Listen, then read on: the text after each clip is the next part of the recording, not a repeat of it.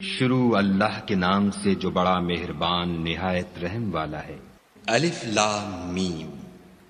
اس میں کچھ شک نہیں کہ اس کتاب کا نازل کیا جانا تمام جہان کے پروردگار کی طرف سے ہے۔ کیا یہ لوگ یہ کہتے ہیں کہ پیغمبر نے اس کو از خود بنا لیا ہے؟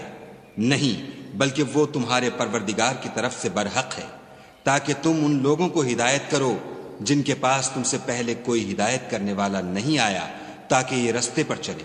خدا ہی تو ہے جس نے آسمانوں اور زمین کو اور جو چیزیں ان دونوں میں ہیں سب کو 6 دن میں پیدا کیا، پھر عرش پر قائم ہوا۔ اس کے سوا تمہارا نہ کوئی دوست ہے اور نہ سفارش کرنے والا۔ کیا تم نصیحت نہیں پکڑتے؟ وہی آسمان سے زمین تک کے ہر کام کا انتظام کرتا ہے، پھر وہ ایک روز جس کی مقدار تمہارے شمار کے مطابق 1000 برس ہوگی، اس کی طرف صعود اور رجوع کرے گا۔ یہی تو پوشیدہ اور ظاہر کا جاننے والا اور غالب اور رحم والا خدا ہے، جس نے ہر چیز کو بہت اچھی طرح بنایا، یعنی اس کو پیدا کیا، اور انسان کی پیدائش کو مٹی سے شروع کیا، پھر اس کی نسل خلاصے سے یعنی حقیر پانی سے پیدا کی، پھر اس کو درست کیا، پھر اس میں اپنی طرف سے روح پھونکی، اور تمہارے کان اور آنکھیں اور دل بنائے، مگر تم بہت کم شکر کرتے ہو۔ اور کہنے لگے کہ جب ہم زمین میں ملیا میٹ ہو جائیں گے تو کیا از سر نو پیدا ہوں گے؟ حقیقت یہ ہے کہ یہ لوگ اپنے پروردگار کے سامنے جانے ہی کے قائل نہیں۔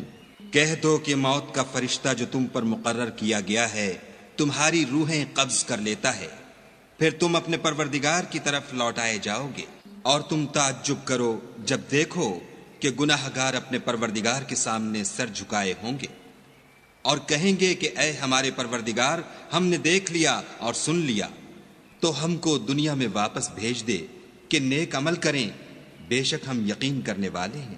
اور اگر ہم چاہتے تو ہر شخص کو ہدایت دے دیتے، لیکن میری طرف سے یہ بات قرار پا چکی ہے کہ میں دوزخ کو جنوں اور انسانوں سب سے بھر دوں گا۔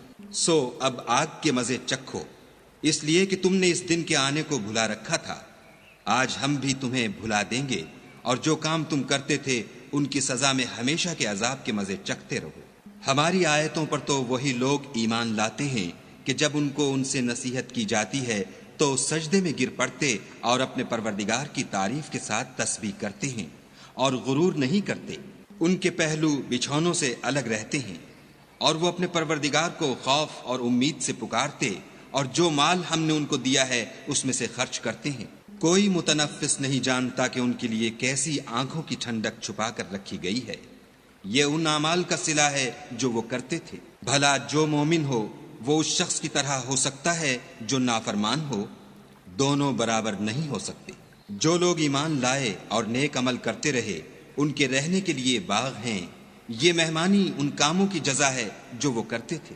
اور جنہوں نے نافرمانی کی ان کے رہنے کے لیے دوزخ ہے، جب چاہیں گے کہ اس میں سے نکل جائیں تو اس میں لوٹا دیے جائیں گے، اور ان سے کہا جائے گا کہ جس دوزخ کے عذاب کو تم جھوٹ سمجھتے تھے اس کے مزے چکھو، اور ہم ان کو قیامت کے بڑے عذاب کے سوا عذاب دنیا کا بھی مزہ چکھائیں گے، شاید ہماری طرف لوٹائیں۔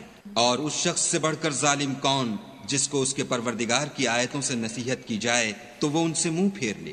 ہم گناہ گاروں سے ضرور بدلہ لینے والے ہیں۔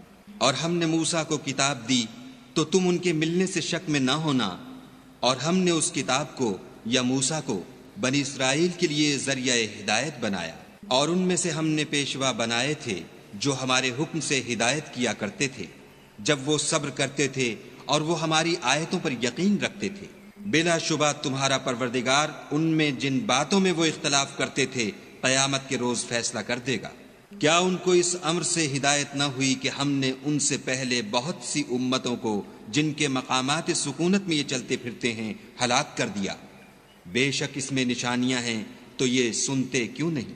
کیا انہوں نے نہیں دیکھا کہ ہم بنجر زمین کی طرف پانی رواں کرتے ہیں، پھر اس سے کھیتی پیدا کرتے ہیں جس میں سے ان کے چوپائے بھی کھاتے ہیں اور وہ بھی کھاتے ہیں، تو یہ دیکھتے کیوں نہیں؟ اور کہتے ہیں اگر تم سچے ہو تو یہ فیصلہ کب ہوگا؟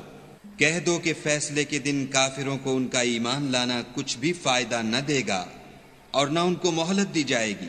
تو ان سے منہ پھیر لو اور انتظار کرو، یہ بھی انتظار کر رہے ہیں۔